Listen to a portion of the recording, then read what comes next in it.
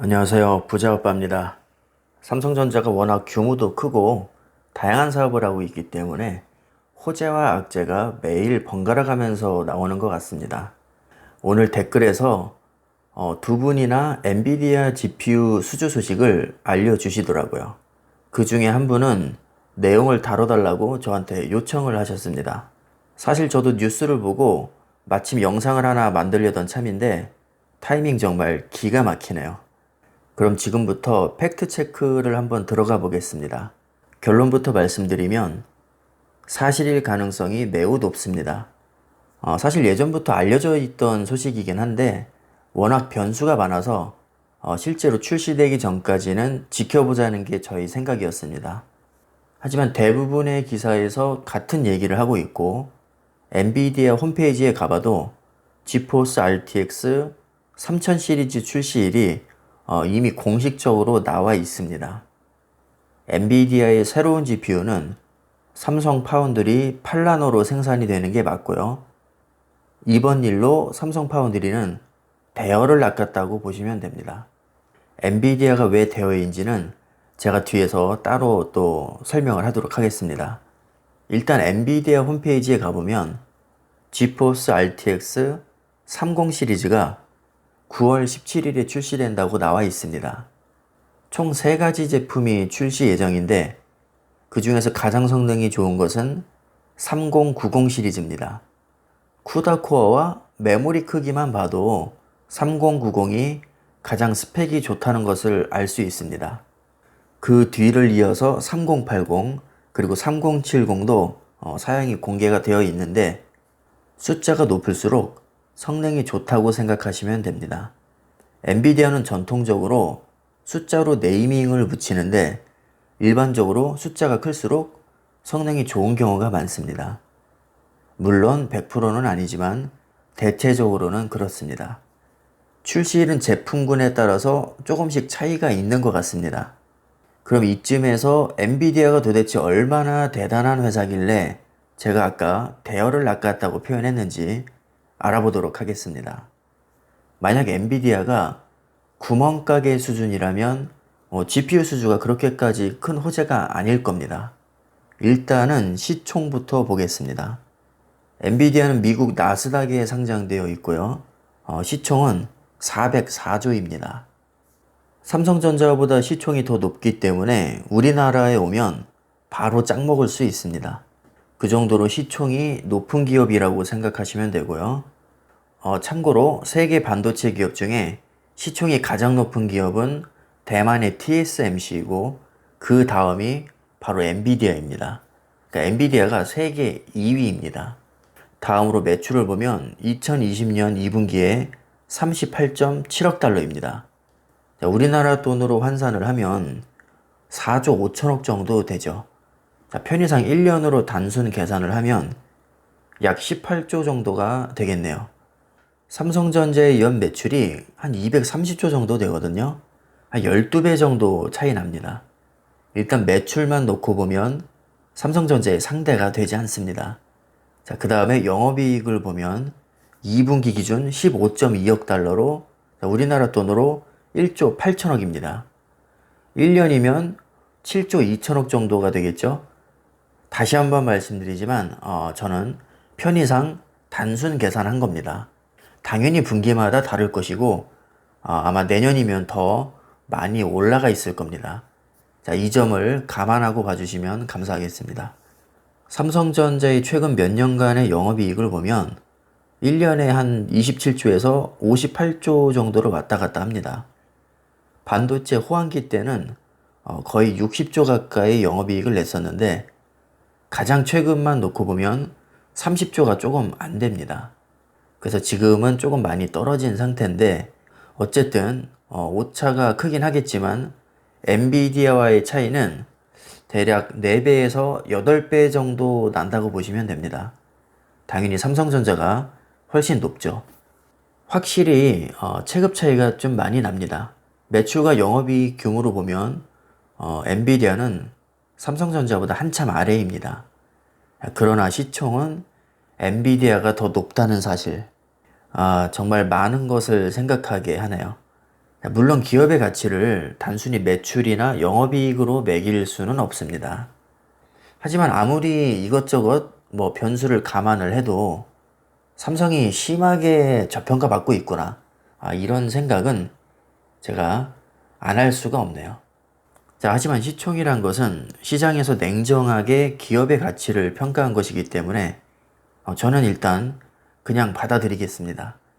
자, 이제 엔비디아의 GPU 수주가 어느 정도의 의미를 갖는지 대략 감이 오셨을 겁니다. 이번에 삼성에서 팔라노로 생산하는 것은 엔비디아의 게임용 GPU입니다.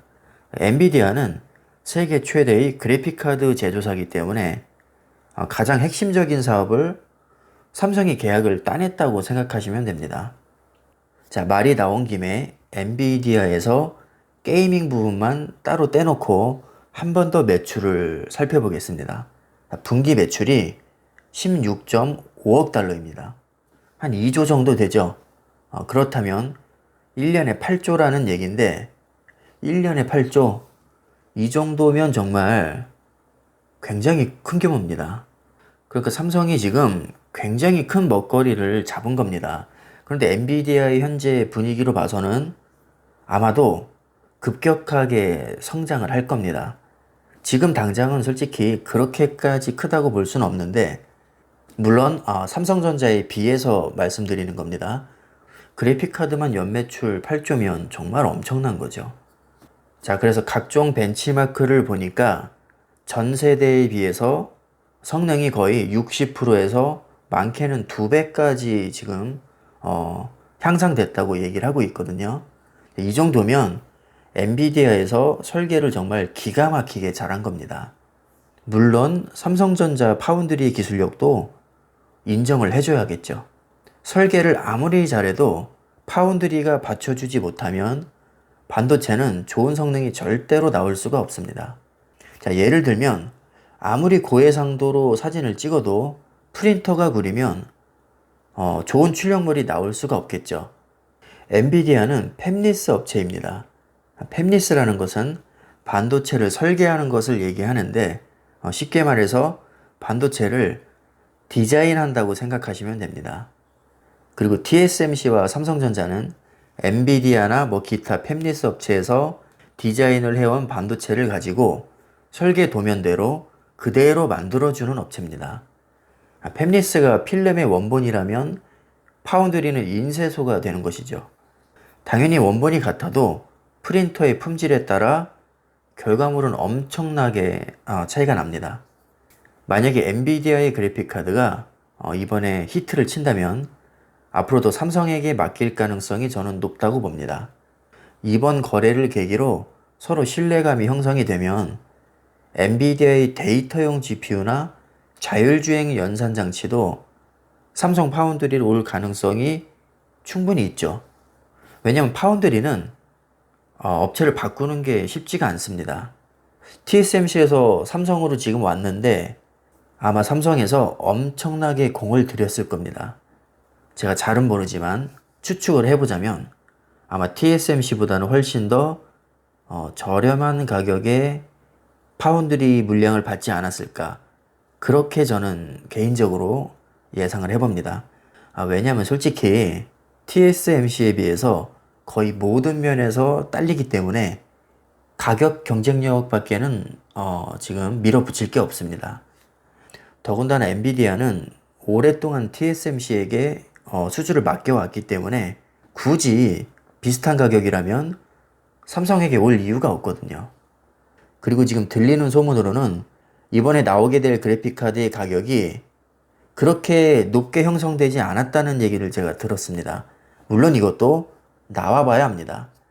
저는 직접 제품이 나오기 전까지는 잘 믿지 않는 편입니다. 왜냐하면 지금까지 너무 많이 대여봤기 때문입니다. 특히 이 컴퓨터 쪽은 구라가 좀 셉니다.